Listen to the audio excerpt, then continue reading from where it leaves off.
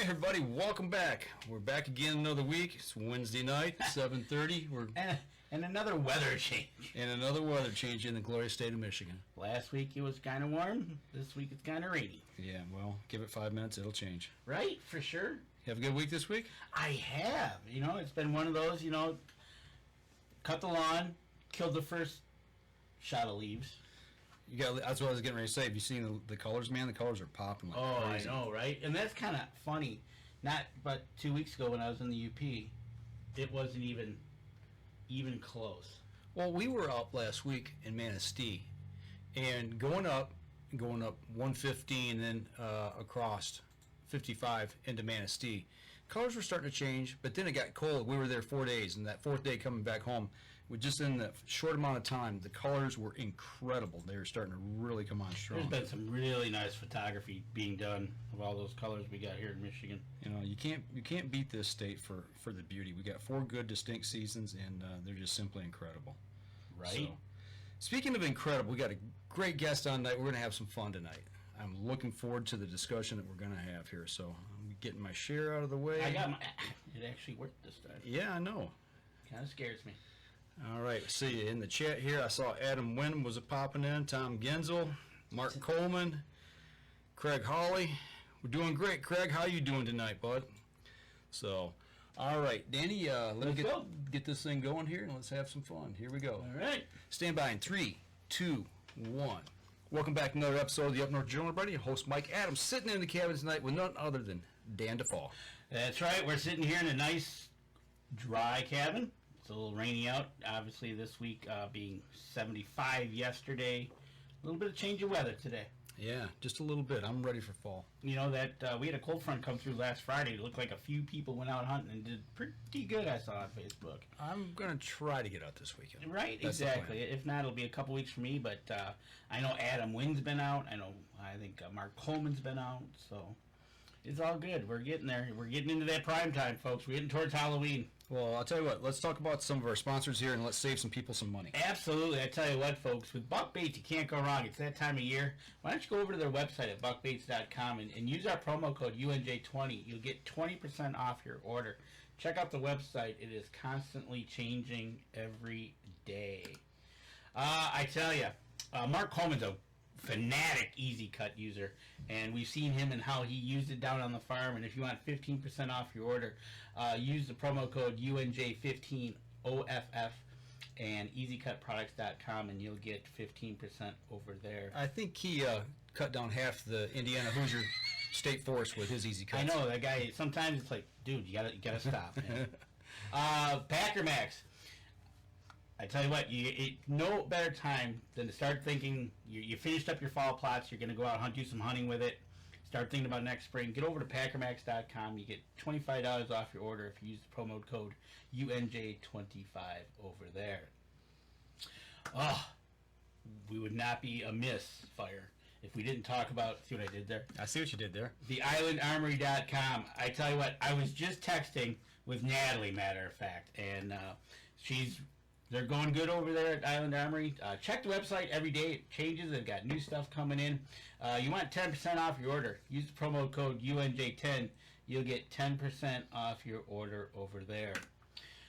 Welcome again to the Up North Journal. We had him on last week. Scott from Missouri, Troublesome Creek Taxidermy. I posted a picture of a mount that he finished up on our webpage or on Facebook. Check it out. You want promo code UNJ10, you'll get 10% off your mount over there. JPO game calls. Whether you're getting out doing some yote hunting, maybe some deer hunting, you need those calls. Get over to jpogamecalls.com. UNJ10 gets you 10% over there. And I don't know how this guy is sleeping. Miller Deer Tracking, I don't know if he slept at all in the last week. But if you want 20% off your next deer tracking event with him, get over there to UNJ20. He'll give you 20% off. Give him a call. If he can't get to you, he'll hopefully get you on the list to get you somebody that will help you. Still not hard water here, so you can still think about Southern Bait, Indiana Bait Co. Get 10% off your order there, UNJ 10. Last but not least, ladies and gentlemen, Mike Adams is drinking pumpkin spice tonight. No, I'm drinking Blaze Orange. A.K.A. pumpkin spice from Deer Camp Coffee. DeerCampCoffee.com. Use the promo code UNJ10. Get 10% off your order over there. And let's go way up to Newberry, where it's 45 and not sunny. It looks a little bit rainy to me. And if you get over to Cedars there, get a pizza, go get some Deer Camp coffee, have a seat, enjoy the Upper Peninsula up in Newberry as we're carried on 123 FM up there. All right. Well, we got that all the way. I tell you, That's a mouthful. it is a mouthful. And, you know, the mount we got right here, this is from Troublesome Creek. We had them on last week, and this is the mount that they sent to us here to display proudly upon the set here. So take a look at that, and you can see just how good a work that they do over there. So, all right, well, we kind of teased the show tonight We did. about taking a long walk. Yeah, it's not one of those long walks. You just kind of walk out the door and keep on going. No, I don't think so. But, you know, I think she's got a new pair of shoes on, but we want to welcome Haley Andrus to the show tonight. Haley, how you doing all the way from Grand Rapids? I'm fantastic. I'm excited to be here. Well, thanks for joining us tonight. We got some fun stuff to talk about. For those of you who don't know, Haley took this really long hiking adventure and started from one side of the mitten and walked all the way around the water line, basically, of the Lower Peninsula, started at Ohio and wound up at the far side in Indiana. Not across the bottom of the mitten, but all the way around the mitten. All the way up, around the thumb, all the way up Walk to the shoreline. Yep, all the way up to the Mackinac Straits and all the way back down. I tell you what, that's pretty cool. And how long did it take you? So it took 67 walking days, technically. So I started May 15th, and my end date was the end of the day on August 5th. So there was a couple breaks in there. Went home for some long weekends. But yeah, total 67 days of boots on the ground, literally. All right, 67 days of walking around Michigan. All right, you got to give us a little information as to how did you prepare, or how did you come up with this idea to even want to Right? do this? Sure. Yeah. So I knew that I wanted to do a long trail at some point. So a lot of people might have heard of the Pacific Crest Trail, the Appalachian Trail. So these are all national scenic trails that extend for miles and miles and miles around parts of our country. So I knew I wanted to do something like that someday. But I came up with this idea in November of 2020. My mom and I were at a park on the west side of the state, just walking along the beach on part of one of the trails there, just kind of joking back and forth, like, oh, this is so nice. I could walk on the beach forever. So kind of joking back and forth, we're like, I wonder if anybody's ever done that. Did a little bit of Google research when I got home and figured out that nobody had actually walked the whole thing all in one go. So I did some research, a couple weeks worth of research, honestly, and decided to give it a try. Well, now a little bit of background. You just didn't take this up and go, I want to do this. You've obviously got some experience in the outdoors, whether it be hiking, cross-country skiing, snowshoeing, whatever. You've had to have done something because you got to be athletic for this. So what's your background? Sure. Yeah. So we grew up pretty outdoorsy. I grew up here in West Michigan, and my parents took us outside hiking, camping, biking, all throughout the years growing up. And then after I graduated college, I actually moved out west to Jackson Hole, Wyoming. So that's really where my love for the outdoors really was cemented. So I spent a ton of time hiking, lots of camping out there. In the Tetons in my backyard. So honestly, you can't get any better than that. And then in the winters, a bunch of, like you mentioned, cross-country skiing, snowshoeing. So I've always been a relatively active individual. So. Did you do any track running or anything like that in high school? I did. I was actually a cheerleader for Okay. 3 years, and then I ran track for one season in middle school. But I have been into like recreational running Okay. here and there over the years. So. Okay, so Yeah. so there's a good foundation. There's definitely a foundation. Now, when you thought about doing this, and was there some kind of training? You said you said you started in the previous year thinking about it, but you didn't wait until May, right? And Yeah. was there any training in between that you're like, okay, I'm going to need to do this? Yeah, that's a good question. So there was a little bit. When I first came up with the idea and was looking at the feasibility of it, I knew that I wanted to have some sort of additional backpacking experience underneath my belt. So as we were just talking about my background, before this trip, I had spent no more than 2 nights consecutively on a backpacking trip. I hadn't even done like a 7-day backpacking trip in my entire life. So Okay. I knew that I wanted to do a little bit more sleeping in the outdoors before I left for this. And then obviously I had to get my feet, my legs, my back, etc. ready. So I started right around like January or so of this past year. And I would make sure that I was walking, 2 or 3 miles a day, at least 4 or 5 times a week, then kind of bumped that up week after week after week. So right before I left, I was walking anywhere from 6 to 10 miles a day, at least 6 days a week. And starting in April, I started adding more and more weight to my pack. So at first I was walking no weight on my back, and then I would add, a couple books, add some gear to my backpack. So eventually I was walking those miles per week with about 15 pounds on my back. Okay, so then as you started to do that, did you start making a list of what you were going to take on your journey? Yeah, I'm super detail oriented. So I had this list of stuff going, honestly, like as soon as I came up with this idea, because outdoor gear is expensive, as you guys know. Mm-hmm. So I wanted to have an idea, like budget wise, how much I was going to have to spend on some of this stuff. And then, yes, trying to get an idea of how I could cut that weight, or, me being who I am, I wanted like some luxury items, like what I could afford weight wise to put on my back. So I had a list going pretty early on. All right, cool. Now, one of the questions that we got in the chat room is did you do this all solo, or did you have a team with you? Yeah, so I was solo like 98% of the time. I had such a great support system back at home, out in Wyoming. I had so many people who were kind of cheering me on from the sidelines. But physically, I was mostly solo. And then my boyfriend joined me for a little bit. My mom actually joined me for 4 or 5 days. So I had some company here and there. And Nancy's feeling gym shamed now. Okay, good. She didn't go to the gym tonight, so now. Right? And so you're starting to build up your stamina, getting in. You're doing this. You started in January, so you're doing it through the cold months in Michigan, and you ended up doing it 67 days. So that's from May, and that you did it during the summer. Mm-hmm. So with that being said, now did you keep a journal at all? I did, yes. Each day I would kind of note down what I saw, how I was feeling that day, anything that passed through my mind. That's a lot of time to spend with, the only company as your brain. So had a lot of thoughts throughout the whole thing. So yeah, I did keep a journal. I would post on Instagram, Facebook, stuff like that every couple days as well to kind of update folks on what I was doing. Okay, that brings to mind a question I just thought of. So, okay, you're out there walking. You got 67 days on the ground. I know when I'm sitting in a tree stand and hunting, or if I'm sitting on the ice fishing, and I'm by myself, it stuff starts to go through your head, and you can actually kind of go a little stir crazy at times if you sit there too long.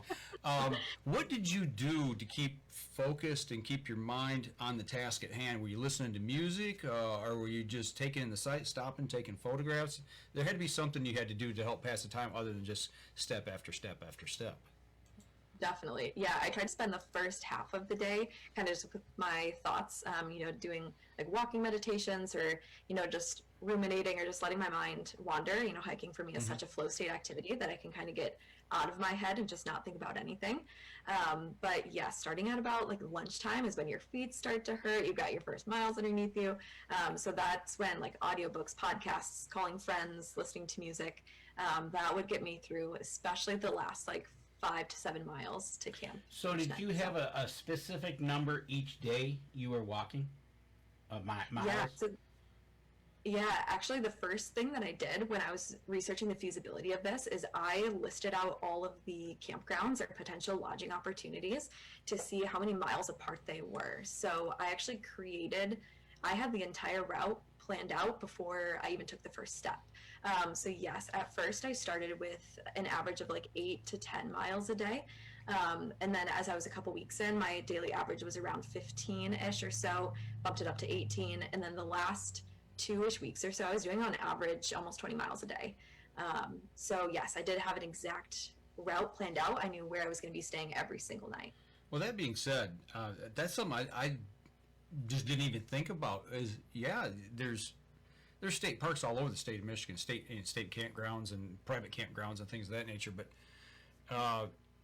there might be bigger distances between one or the other. I mean, we think about just getting in our car or our truck, hooking up the camper, and going. I couldn't imagine. I mean, so you'd have to have that planned out. Right. So with that, with your destination from point A to point B for that day, on average, how many hours did it take you? So anywhere from usually like 4 to 10 hours. It's kind of a wide span, sorry, but yeah, some of the days would be, just a couple miles worth of walking, and others, if I was walking a full like 18 or 19 miles, like if I'm only walking, 3 miles an hour on average, like it's going to take me a while. So it's usually a full day activity. Well, like you said, it was, sometimes 4 to 10 hours, but those 4-hour days is a good mental break too. It's like, okay, good day to shut down and just get to your campground, wherever your destination was for that day, and just kind of, get ready for the next day and mentally prepare yourself for that day. We're coming up on our first break. When we come back, we're going to start that journey by Ohio, and we're going to start walking us through Michigan, and we'll start there, and we'll be back after this. All right, we're going to take a quick step outside. We'll be right back after this. Okay, folks. All right, keep those questions coming in. I've got them lined up.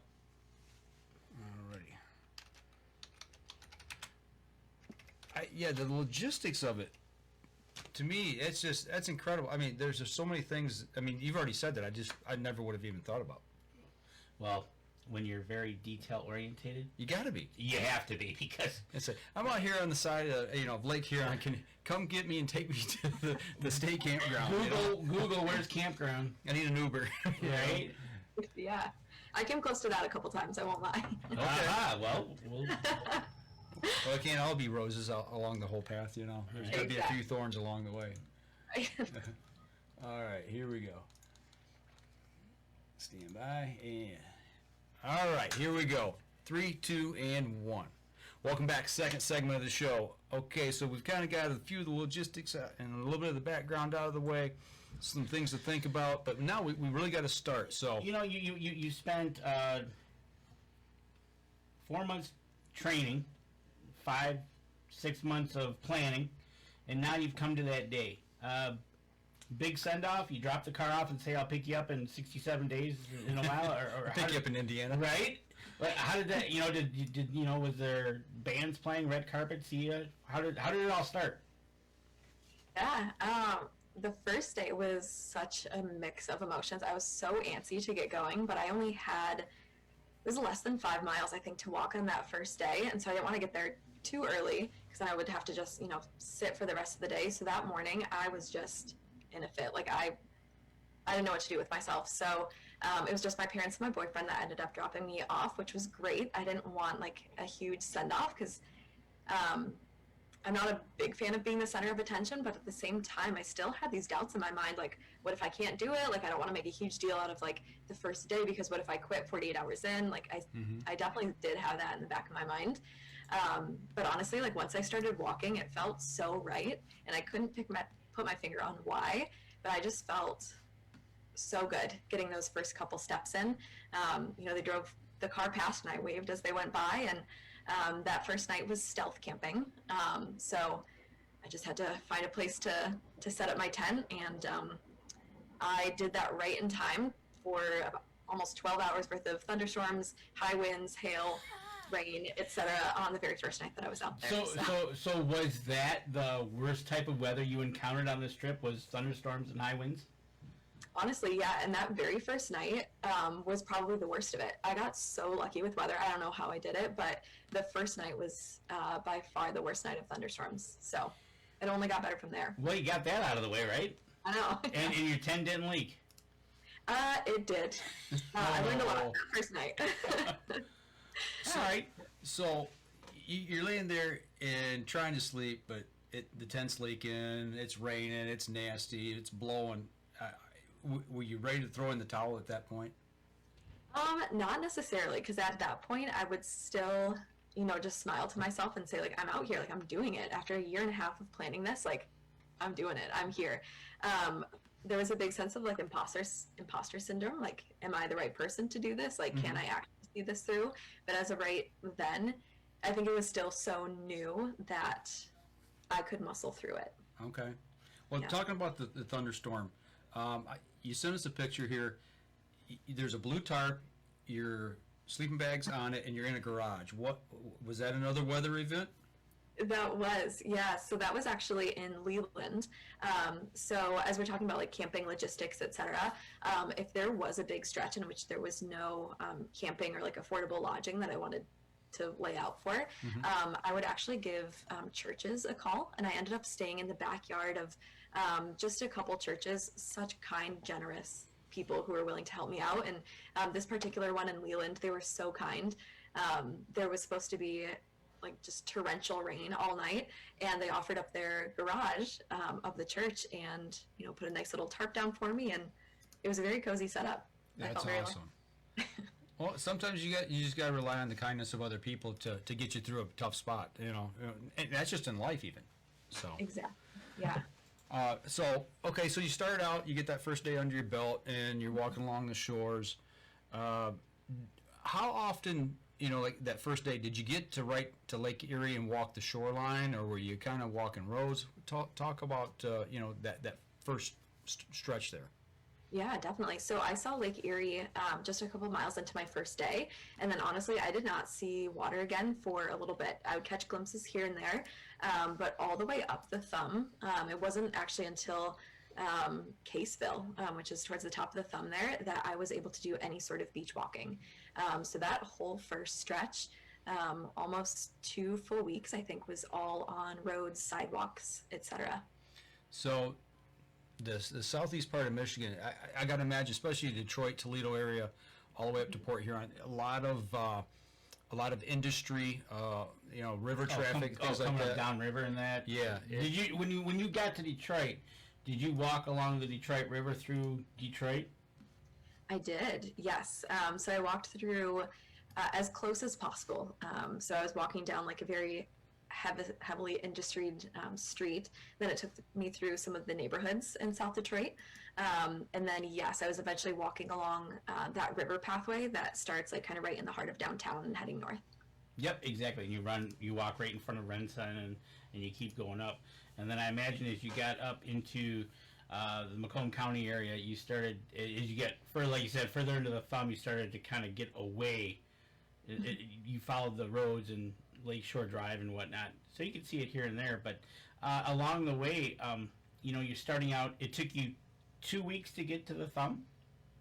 Yeah, I can actually tell you guys exactly when, because those first couple days are definitely a little bit slower. It had like shorter mileages there, but yeah, let's see if I can find an exact date here. But I would say, probably just under 2 weeks or so. I was to Detroit on the 4th night of the trip. So. Okay. Yeah. When you got up to Caseville and you actually could walk along the beach, what was there a sense of like, yeah, this is it. This is what I came for. This is awesome. I mean, what was going through your mind when you hit the beach for that first time? Definitely. Yeah, you hit the nail on the head. It was absolute elation. I had done some training where I was actually walking on the sand itself over on the west side. But honestly, like the first time that I could do more than a mile actually walking on the beach was absolutely incredible. Very emotional. And yeah, you're just listening to the waves and knowing that like this is what I'm going to be hearing for the rest of the time out here. Like this is going to be the soundtrack to this whole trip. So as you're walking these beaches around Michigan or wherever you might be walking a street or whatever, did you ever get yelled at for trespassing? No, actually, I got so lucky. Nothing like that. I had plenty of people as I was walking through their property, as it is legal to walk up to that high water line. I had plenty of people just, give me a wave, ask me what I was up to. Never anybody angry that I was walking through their property, which was great. So the first time you said, somebody said, hey, what are you up to? And you said, I'm walking around the Lower Peninsula, around the water line. What was the reaction? Most everybody was just dumbfounded. Like, I'm sorry, you're doing what? Why? Why was always the second question. Yeah. And then, people would ask questions about how far I was walking, how much my pack weighed, etc. But honestly, I talked to at least 2 people a day, almost every single day. I don't think there was a single day in which I didn't talk to at least one person. So everyone was just so excited, which is great. So with that being said, you talking to a lot of people. Did you meet anyone unique along the way? Oh, plenty. Yeah. I mean, every single person had their own reaction and had their own stories alongside it, or had their own way to relate to it. And that was one of the biggest things about me doing this trip, is I genuinely wanted to talk to the people of Michigan about the lakes, how they interact with the outdoors in this state. So getting to talk to people who might live along the water, or getting to talk to people who were just renting a cabin for 2 nights. They had never stayed exactly on the lakeshore. That was the first time that they were able to wake up to the sound of the waves. That was my favorite part, is just being able to talk to the people and how they interacted with the lake itself. And everyone has their own individual story. So, did you expect that reaction, or is that something you just come to realize as you started talking to these people? I think it's something that I just came to realize. I knew that people would be excited, and I knew that people would question why I was doing what I was doing, but I didn't expect such genuine interest and such genuine care that I received along the way. So, you talking about interest? Did you have any newspaper or TV station or radio stations kind of following your trip and working with you along the way, so you could report back to where you're at or anything like that? I didn't. I was a little hesitant to do that just for safety reasons. So Sure. all of the posts that I was putting out to Instagram, Facebook, etc., were all at least 10 days behind, just for those safety concerns. I did have a gentleman on the east side. He was a freelance photographer out of Bad Axe, Michigan, and he took a picture of me, and it was on the front page of the Huron Daily Tribune, and that was the first media attention that I got on this whole trip, which was pretty early on. So that was fun. It was a good fuel. Yeah, you're talking about safety. I was just thinking when you're talking about walking through Detroit in the neighborhoods, I'm like, yeesh. I wouldn't have been walking. I'd have been running. Yeah, you might want to sprint in that area. Yeah. So you made it to Caseville in 2 weeks. Now you're coming down the inside of the Mid, and then you're going to go around the Saginaw Bay City area, and you're going to start heading up that way.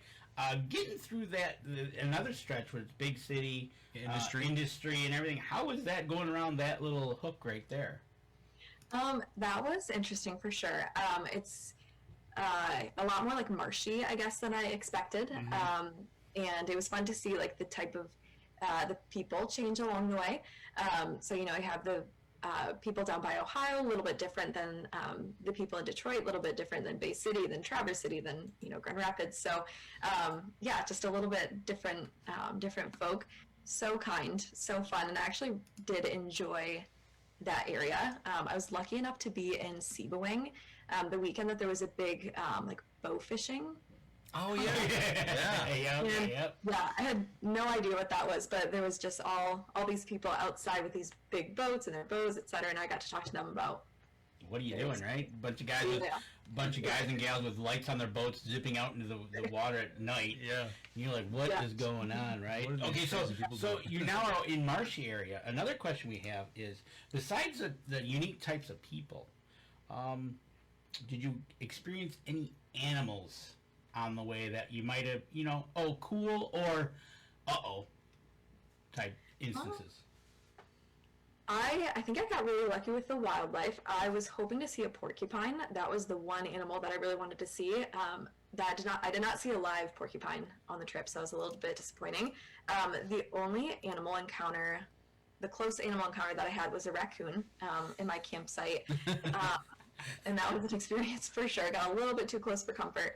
And then I was in Alabaster, which is just a little tiny city as I was heading up north on like the mitten portion, getting out of Saginaw Bay. And I had set up my tent in the backyard of this church, and there was nobody else around. It was like a dead end, just woods past this church. So I was already like a little bit creeped out. I set up my tent, I'm trying to go to sleep, and I hear this huffing sound, and I've only heard this huffing sound in bears. After spending time in Jackson Hole, the grizzly bears make this huffing sound.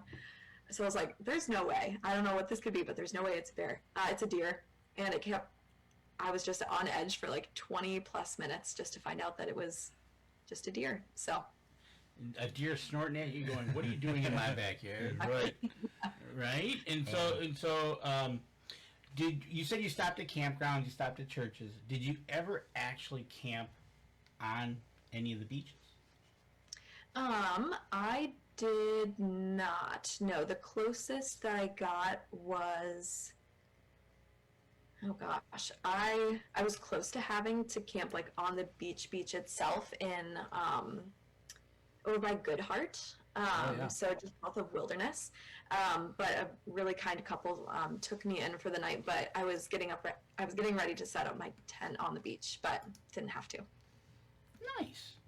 Yeah. Like you said, you've encountered unique people throughout the state, and it's just a great experience, especially when you can relay this about, you hear some stories. And we're almost up to Mackinac, but we're coming up on our second break. But when we come back, we're gonna hit the Mackinac Bridge here, and then we'll continue our trip down the other side of Michigan. All right, we're gonna step outside. We'll be right back after this. Keep those questions coming in. I've got them lined up. I'm fitting them in as we go. These are great. Yes, a bear will do that. Yep. It's not a good feeling. And No. luckily it was a deer, but it's just, you never know, right? It's just... And there are a bear up that way. Yeah. When you Yeah. started telling the story, I was like, it was a bear.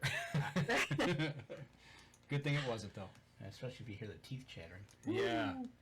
Yeah, when you hear that, that'll make the hair in the back of your neck It stand does. up. It is, it's a sound that you will never, ever forget. All right, here we go. Stand by. 3, 2, and 1. All right, Danny, get out your trusty state map here. For those of you out of state that don't know, this is Michigan. Actually, this is Michigan. Here we go. So Alabaster's up in this side right here. So now we're gonna get all the way up here to We're going to get the to top. the fudge capital of Michigan, Mackinac. That's right. And you made it to you made it up to Mackinac. You went through Oscoda, Alabaster. You went up through Alpena. Rogers City. What was that? Getting to that point of your trip, did you consider that halfway? I did. Yeah, mileage-wise, that was about-ish halfway. But yeah, I definitely considered that the true halfway point, the true landmark. What was the feeling like? I mean, because everybody that goes to Mackinac, they go for different reasons. But the one thing that, I was just up there kayaking 2 weekends ago on Lake Huron, up on St. Ignace side, and I've been across that bridge. I don't know how many times. But when we're crossing it, you just get this feeling that you just can't describe to anybody. When you saw the bridge, what was stirring inside of you? That was such an emotional day. I had seen a quick glimpse of the bridge from my campsite the night before, so I could see it in the distance. And seeing that the night before I was going to reach it, it just got me so excited for the next morning. And I was able to spend the night before looking at the bridge in the distance and kind of reflecting on what I had accomplished thus far. And then walking into Mackinac City, it was kind of surreal. There was this sign, I think I posted it on one of my social media outlets, but there was this sign that was actually meant for the parking lot of the ferry, but this sign said, like, keep going, or like, you're almost there, or something like that. Oh man, that's cool. Really fitting. Yeah. And yeah, like reaching the bridge and standing right by it, it was kind of a foggy, cloudy morning, and right as I was reaching the bridge, the sun came out, the fog lifted, I could see most of the bridge stretching to the Upper Peninsula, and just so emotional. I knew that I knew in the back of my mind that I could do something like this, but reaching that halfway point, such an incredible landmark, just that knowledge that like I can do hard things. I have done hard things for the past, however many days, and like I'm here now, I can do the rest of this. Like that was a true realization to me that like I've done this, I can do this, like I'm going to finish. I've got this. So did you camp in Mackinac that night? I actually stayed in Wilderness that night, so the bridge was just the halfway point of my day. Have you been back to the bridge since you finished? I have not. No, I'm hoping to sometime in the next couple of weeks, but I have not. Okay. What do you think that might be like? That's going to be really very interesting, I think. Visiting any of these little points along the beach has been an emotional experience. I've since been back to a couple parks along the west side, and there's tears every time, just thinking like the last time that I was in this place, like, my feet hurt and my back hurt and I was tired and I had bug bites and stuff like that. So going back and seeing these places is emotional, and I think the bridge would be the most emotional of them all. So We take you down to Detroit and take you right in front of the Renson. That could be emotional. yeah, I'm actually going to be there on Friday, so I'm excited to go see that part of it too. There you go. So how many days did it take you to get to Mackinac? So I think I was at Mackinac on day 26-ish. Let's see. It was not day 26. It was. So you're 26 days in. Okay, day 36. Yeah. So you're 36 days into this. The question is, at this time now, did you start? You prepared for this. Did you start seeing like weight loss, your clothes sizes started changing during your walk? Did you try to figure out you needed to have more calories? What was your plan about that? Because you trained for it, but now you're actually doing it. Yeah, that's a great question. So I started noticing that actually about 2 weeks in is when I first noticed like my hunger levels really spiking. So I tried to pay close attention to how like calorie dense my food was. So that was something that I had put a little bit of thought into beforehand, but 14 days in, I'm starving all the time. So it's a matter of adding like olive oil to my food, or eating a Snickers bar, or peanut M&Ms or something like that every night. So for a while I was just trying to get as many calories in as possible. And then once I had the calorie piece mastered, then I started to clean up my diet a little bit better. I started eating more like cleaner protein bars. I started drinking like actual protein shakes, started mixing in greens powder, because I was noticing a pretty rapid weight loss. So I wanted to make sure that I was fueling my body better, so I was building muscle and holding on to some of that. I noticed like a definite energy dip about that 2 week in point as well. So just wanting to make sure that I could power through, especially as my mileage was increasing. So okay, so with that being said, Mike has a picture of shoes. Did you notice your shoes breaking down, and how many pairs of shoes did you go through? Yes, so I went through 2 full pairs of shoes, like completely trashed. So it was about 2.5-ish or so. Is that something you'd planned on? I mean, you knew you were going to wear. I mean, did you plan on wearing? Say, I'm going to wear out a pair of shoes. Didn't expect 2, or maybe you expected more. Yeah, I expected around that number. So I wore, for the majority of the trip, I wore Ultra Lone Peaks. So big fan of those. I've worn them for the past couple years. They are 0 drops, so I had to put like special insoles in them, especially as I'm walking on roads and I need a little bit more of that cushion. So I knew that I was going to go through at least 2 pairs, and I bought 3 before I started to make sure that I had enough. And obviously, like you said, you'd taken a couple little long weekend breaks along the way. Were you didn't take 2 pairs of shoes with you. You didn't take all that food with you. You would stop and resupply, or like the long weekends, I imagine you'd resupply things as well, right?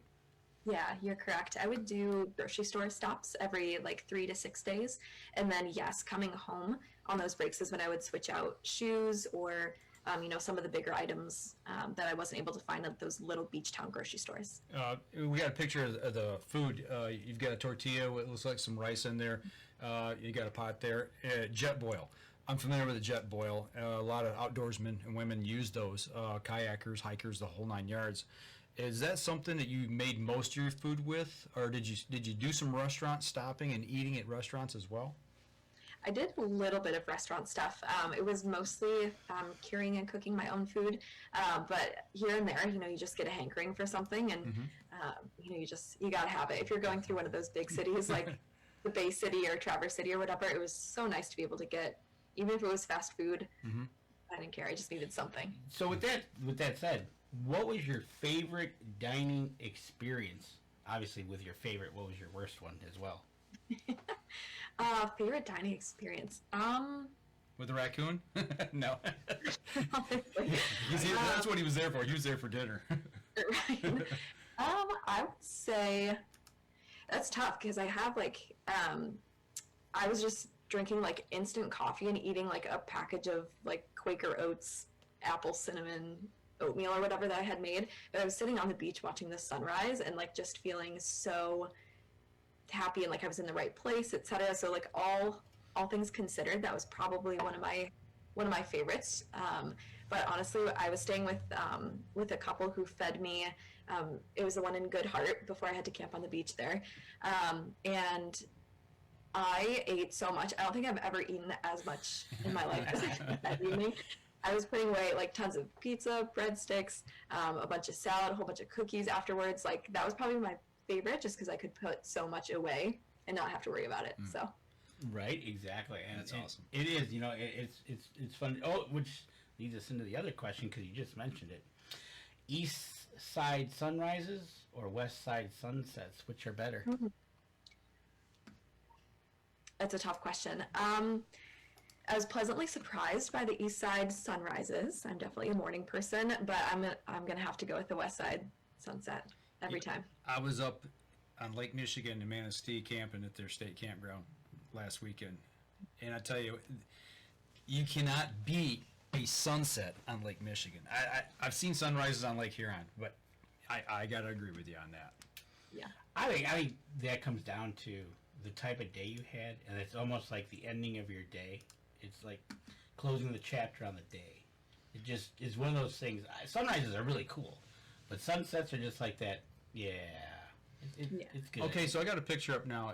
I don't know which side this is on, but there's three people in a chair sitting at water's edge. Is that a sunrise or a sunset? So that's a sunset, and that was actually on that was at Taos. Really? Which I didn't expect, but yeah, the way that everything's all set up, you're at the edge of, you're on Taos Point, and the way that you're watching the sunset is actually like over that bay. So I didn't expect that, but that was actually the first sunset on the lake that I had seen that whole trip. So is that there near the state park in the lighthouse? Yeah, exactly. I never would have guessed that. I thought that was a Lake Michigan. I mean, I know exactly what you're talking about because we camped there last year. And as a matter of fact, that's where I've taken a lot of my I took a lot of sunrise pictures. Oh, okay. Right there as well. Right. So you've made it. You're now on the west side. You're heading down. You're going through Leelanau, Traverse City. You're over on that side of Empire. How was going through that area, getting down to mid? Mid-Mitten, yeah, was absolutely incredible. My favorite part of the whole trip was the Lower Peninsula. I didn't expect that, but absolutely stunning. We grew up spending summers in Traverse City, so I was pretty familiar with some of that area there. Got to see some family friends, stayed with some family as I was heading down south through that area, so it was a little bit of a mental reprieve again.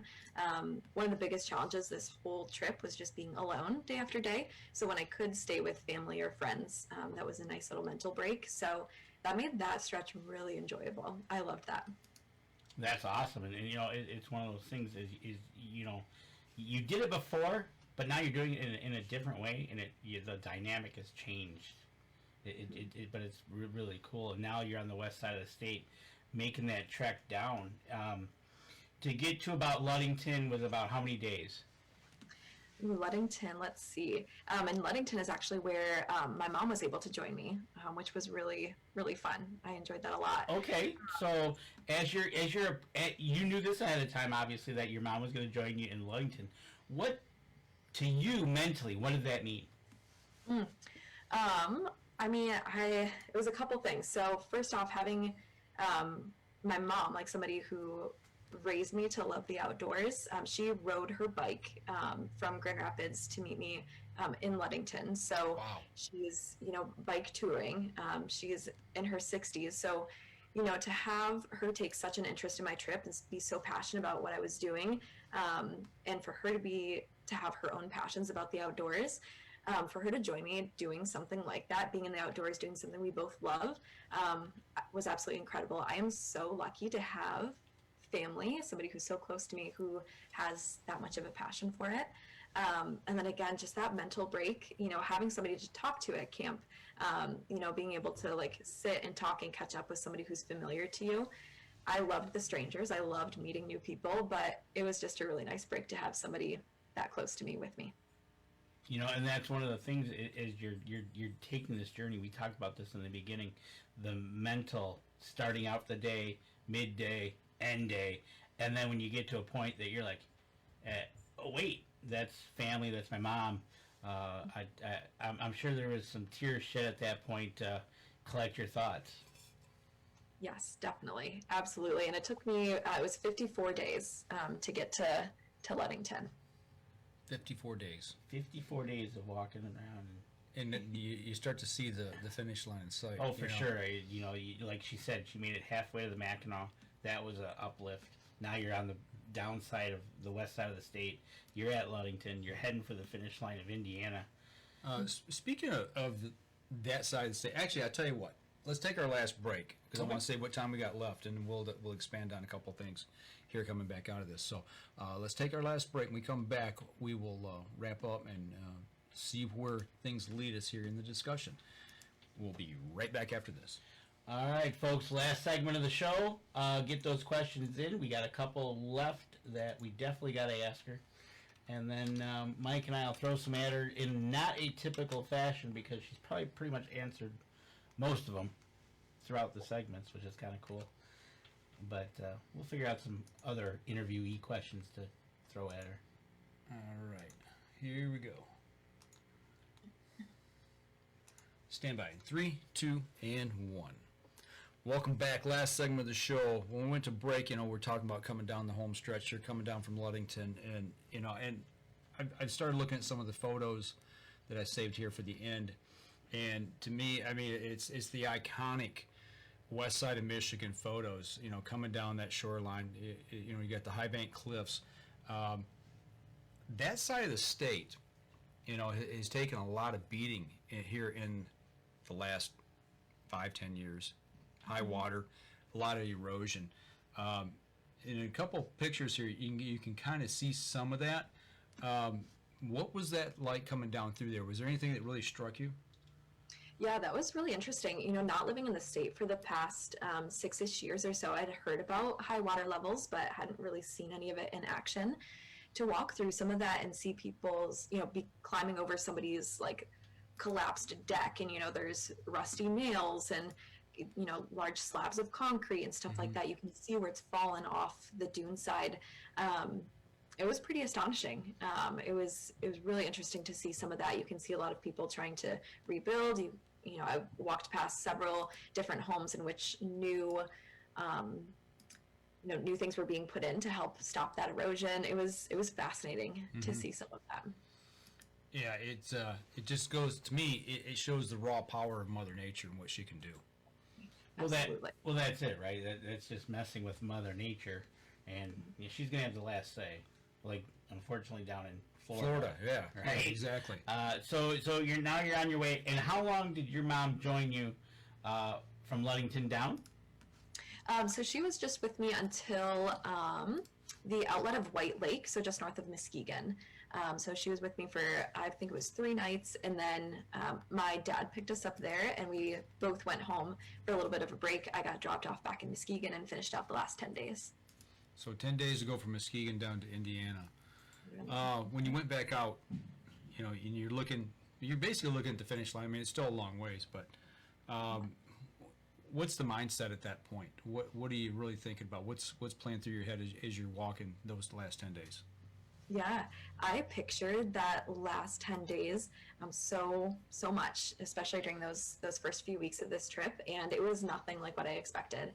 I thought that being back by, beaches and towns that I had grew up visiting, I thought that would feel, I thought it would feel so good. I thought it would feel familiar. I thought it would feel exciting, walking through Grand Haven, which, I spent so many summers there as a teenager.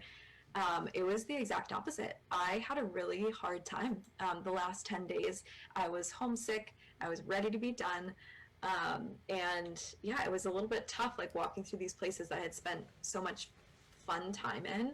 And now, like, I'm miserable. I'm hot. The temperature had been increasing. It was super humid. I was kind of miserable. And the only thing keeping me going was that finish line. And about 4 days into that last stretch, I had, I kind of had to shake myself up a little and say, like, you have 7 more days out here. Enjoy it. You're never going to be in this position ever again. Like, make the most of this. You're so lucky to have had the experience that you've had. You're so lucky to have these last couple days. Like, make the most out of them. So I was able to change that mindset a little bit. And, the last 4 days were really surreal. The last full day that I spent out there didn't feel like the last full day. So What do you mean by that? yeah, I don't know. It didn't feel like it was ending the next day. I just felt like I was going to walk another 18 miles, have a good night's sleep, eat some more backpacking food, walk another 20 something miles. I just felt like it was going to go on forever. So when I started that last day, that's when it really hit me that, these are the last couple steps. And where did you end your excursion? So a little town called Michiana is like right on the state line there. So I actually ended on the beach, and then we had to drive like 3 miles to actually get to like the Indiana state line sign. We just had to drive inland, but yeah, right in that little town there. Awesome. And now, with that being said, you've now completed your journey. What was your total miles of your total trip around? Yeah, so it ended up being 1,044 miles. There is a 10-mile stretch on the east side that I haven't completed. And then there's about a 7-mile stretch just north of Traverse City that I haven't completed. So those will hopefully be wrapped up by the end of the calendar year. So I can, put a full bow on the Lower Peninsula. If you don't mind me asking, what was the nexus of not being able to complete those 2 little stretches? Yes, the one on the east side, I was getting picked up at the end of the day. I had to go home for a wedding, so it was the absolute furthest that I could walk in one day. It was like at 22 miles, I think. And then getting dropped back off, I was being dropped off just south of Rogers City. And camping-wise and plan-wise, I was actually seeing a friend in Rogers City on a specific day. So couldn't complete that 10 miles, and then Traverse City was very similar. I had a very specific day that I needed to get picked up on, and so those 7 miles I couldn't walk in one day. So it was mainly logistics. Exactly. It wasn't a barrier thing, a reason you couldn't complete it. It was just the logistics of how far you could walk and give the given time. Exactly. Gotcha. She's detail oriented. It wasn't in the plan. 1,044 miles. Right. Did you stay in any one place longer because you thought it was just great to be there? Yeah, so I planned all the nights beforehand. I always had my nights booked out at least 2 weeks in advance, but I reserved an additional night in Wilderness State Park because it's my favorite. So I stayed there 2 nights. Good choice. Great place. There you go. Would you do it again? Would you do it again if you had sponsors? I don't know. Probably not. It was such a special adventure to do, the first time exactly as it was. So I don't know. I kind of want to keep it with exactly what it was. What about so I don't think Upper I need to Peninsula, maybe? Upper Peninsula is TBD. We will see. I've started the plans, and it's possible, and now it's just a matter of figuring out when. So It's not a no. It's not a no. TBD. So okay. So that was the next question. What's next? So we're gonna go with on the assumption. You're kind of looking at the UP. Would you start from the north side and come to the south side, or go vice versa? Yeah. So I would start. I haven't looked at the exact city names, but yeah, I would start right by. Oh gosh, I would go along the southern. Yeah. You'd start southern side first. Correct. Yep, and then head around to the north. Lake Michigan side, go to Superior. You would start by down in Menominee area and come up and end up all the way over in Ironwood. Yep. There you go. There you go. you better keep us informed of when you're doing this, because you're now getting into what I like, and hearing about this and find out when you're going to do this would be awesome, because that walking Lake Superior, it was got to be amazing, but to do all of it would be just. Did you figure out if it'd be the same amount of days? So the mileage wise is actually going to be relatively similar to what the Lower Peninsula was. And then time wise, I might be able to do it in a little bit shorter of time. I'll prepare a little bit differently for the Upper Peninsula. I hope to go into it with being able to do a couple more miles right off the bat on average than I did with the Lower Peninsula. So, okay, so you change it up a little bit. So now overall, you've done the Lower Peninsula. You look back at it. The couple of questions that are coming in. Relatively, how much did it cost you in gear, food, and for the entire trip? Sure. So I would say, I haven't looked at like exact numbers, but I would say between 6,000 and 8,000, all considering like the gear purchases I had to make, what I already had, and then between food, lodging, etc. Right there between 6 and 8 is a pretty good guess. Well, talking about the gear, what you already have and what you took with you. I got the picture up now. You've got it all spread out on the floor. I assume these are the things that were in your pack that you carried with you on a daily basis. Kind of, I mean, obviously the shoes we understand, the trekking poles we understand, the sleeping bag. But what are some of the things in there that we might not expect? Sure. One of the biggest questions that I got is how I charge my phone. So I was lucky enough to stay. A lot of campgrounds had electric hookups, but I did also have like an Anchor charger block, so I could charge my phone up to 3 full times off of that little charger block. I think something that people don't expect, who might not be familiar with the outdoors, is sometimes the necessity to use the restroom when you're not by restrooms. So having to bring like a potty trowel, things to pack in and pack out, toilet paper, stuff like that. So I think those are the two biggest. I brought, as far as protection goes, I brought like a small knife with me, and then I did bring a canister of bear spray as well.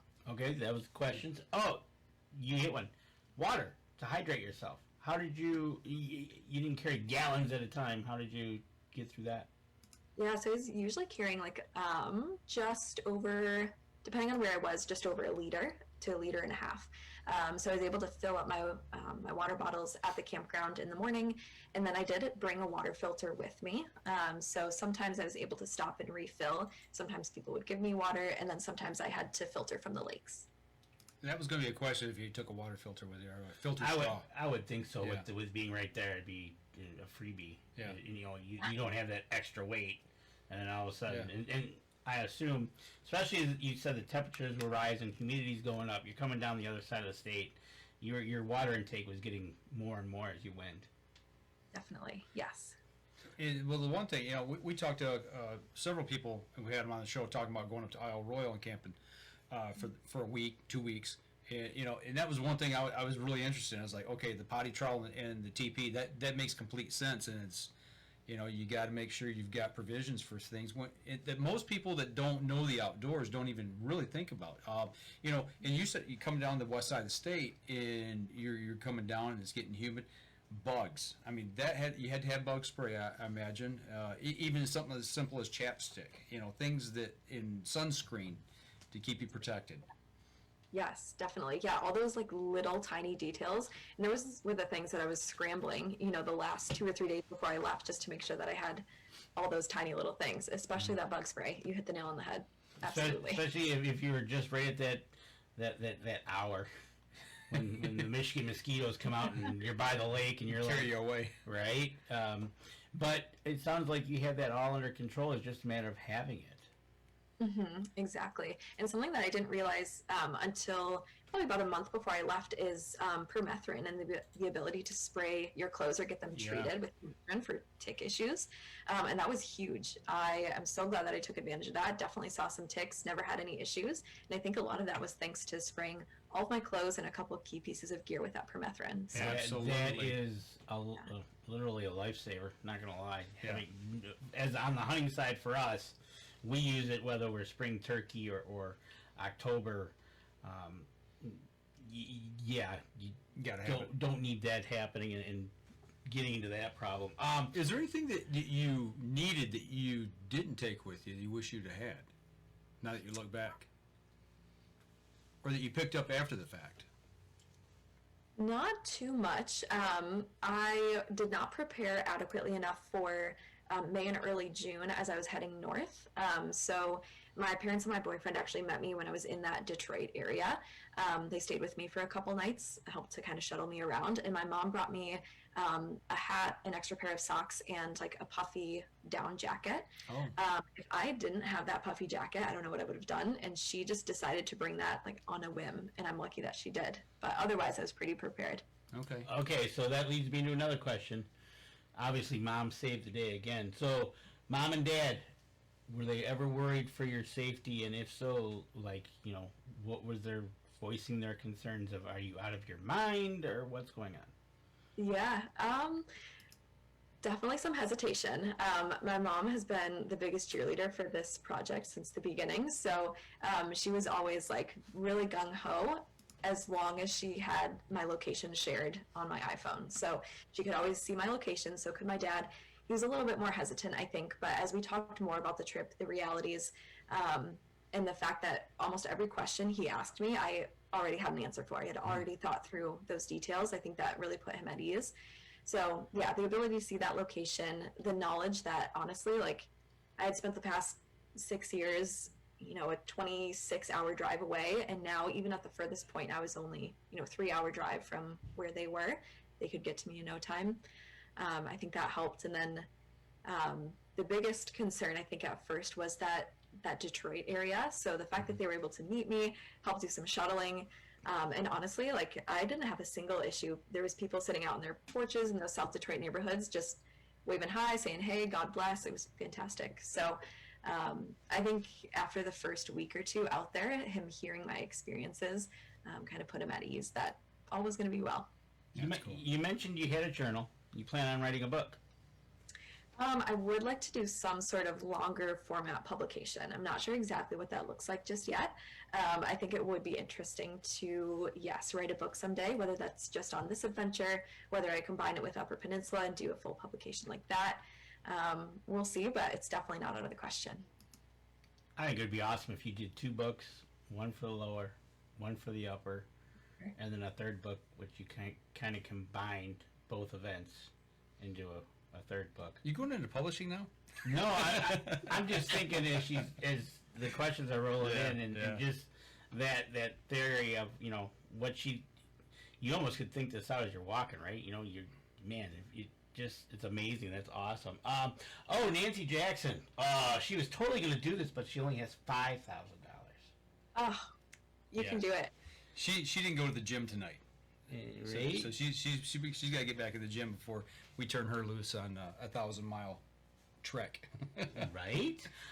But, you know, I'm excited to hear about this Upper Peninsula coming up, and man, congratulations on doing this. This was just phenomenal to plan this out, take care of it, do it, and see the entire state. And that's kind of funny. She said when she was out in Jackson Hole, Wyoming, and we didn't even get there, 26-hour ride. Yeah. But anywhere in Michigan, she was like 3 hours away. Yeah, you can go snatch your kids and save them. I mean, that was the big thing for college for us when some of the kids went away to school was, I was like, they're only 2.5 hours away. I can go snatch them, you know, and get them home if something happens. But Absolutely. You know, my daughter started off at Central Michigan, ended up in Chicago. And it's one of those things, but, you know, I hope to hear more. Is there anything you want to talk about that we didn't cover? Not too much. No, I think just kind of using Nancy's last comment there, like as far as like financial or like physical ability to do it, like I just encourage people to get outside and like give it a go. You know, it's not something that I thought I could ever complete, and there we go. Like I did it. I did the research, etc.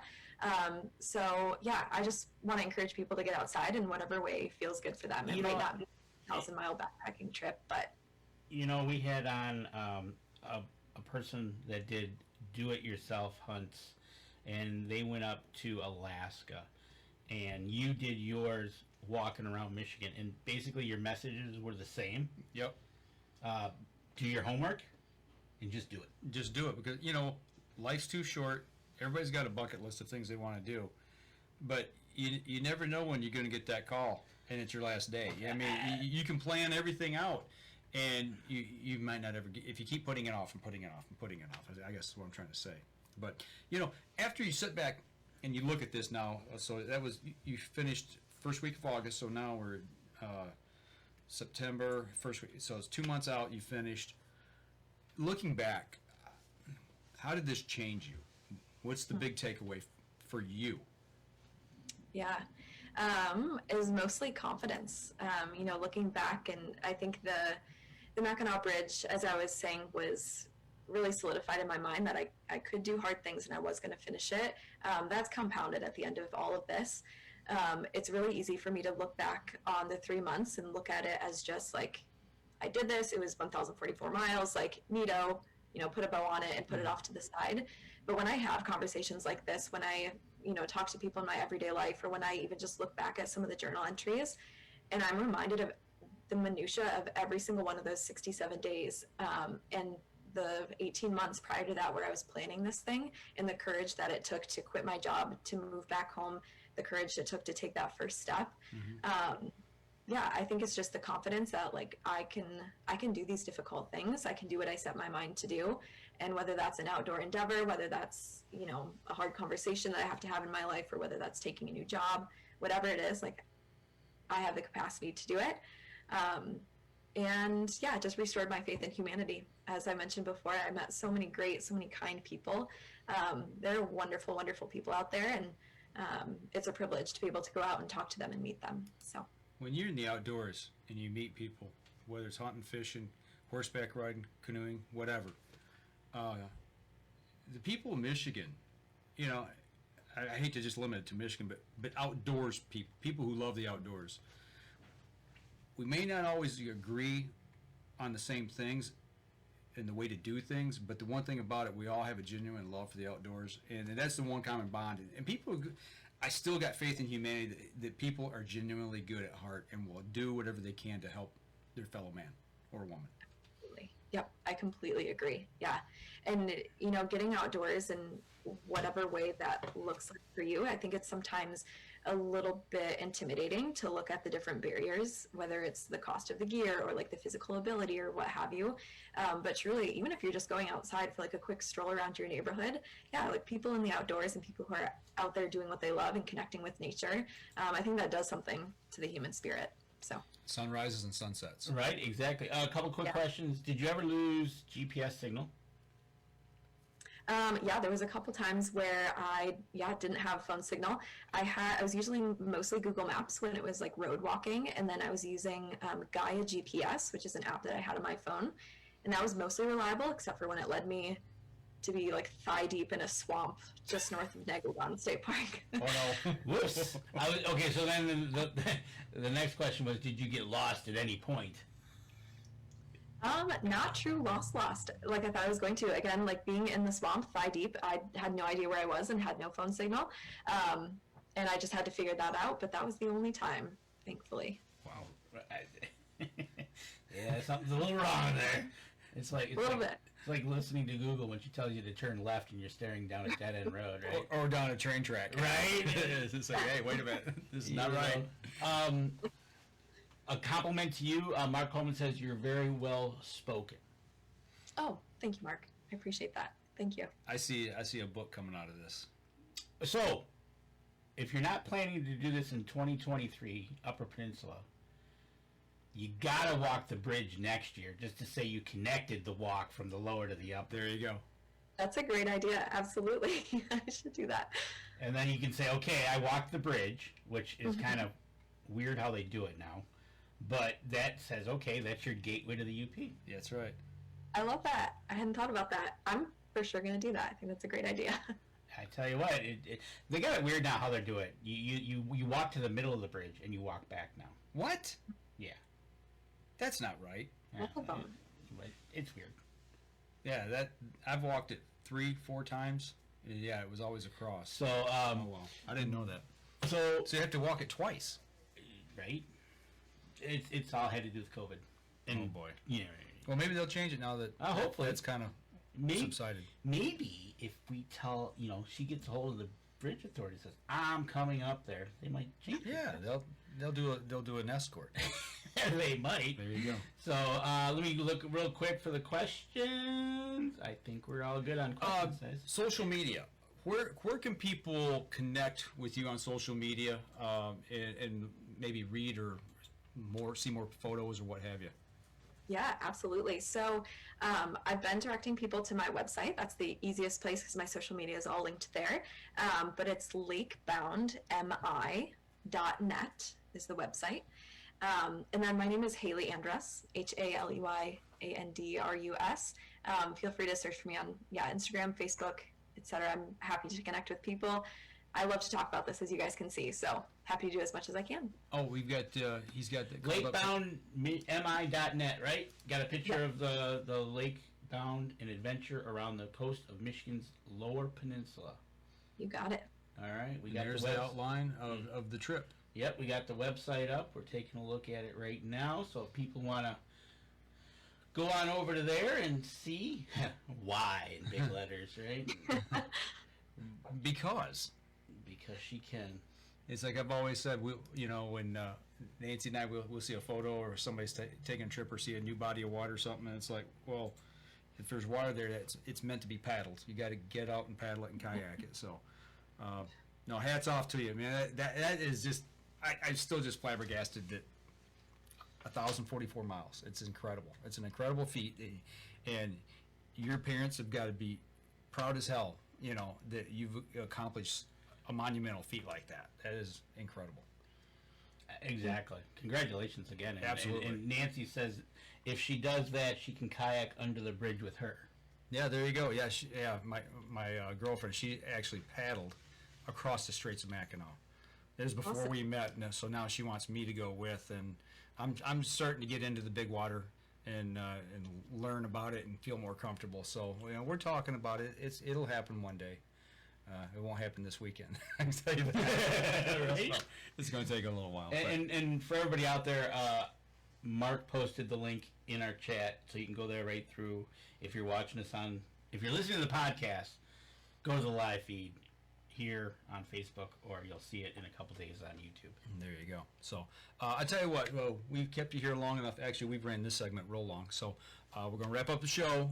Hang on with us here. When we're done, we'll chat real quick and let you go. But for those of you who are listening to it, the show on the podcast, obviously you need to see the photos. You need to watch the live show. So come over to Facebook or YouTube where you can catch us there and take a look and see everything we were talking about.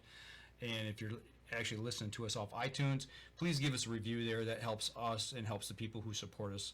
And for those of you who are watching on the live stream here, make sure you go over to Haley's social media page. Give her a like, follow, share there as well. Share the show and give us a like, follow, and share as well. Make sure you smash that button and give us a like. So, absolutely. Next week we're open. We're open. We are open. Okay, so we'll come up with something to talk about next week. Oh, we got plenty to talk about. We got stuff that we've done this summer we haven't even touched yet. Right, So and we can always talk about that wonderful app we have and what people think about that. There you go. But we can talk about. There's a couple things in the fire. Trying to get some interviews. It's going to be kind of hard right now because everybody's in the middle of hunting season, obviously. Absolutely. So that'll do it for us this week, folks. Y'all tune back in again next Wednesday, 7:30. We'll be right here. As always, y'all take care. And if you're out in the woods and you're bow hunting, make sure you wear your safety vest and use your lifeline when you're climbing into your tree stand, because we don't want to hear about any accidents. That's right. And if you're walking around the state of Michigan, be safe. There you go. That'll do it for us this week, folks.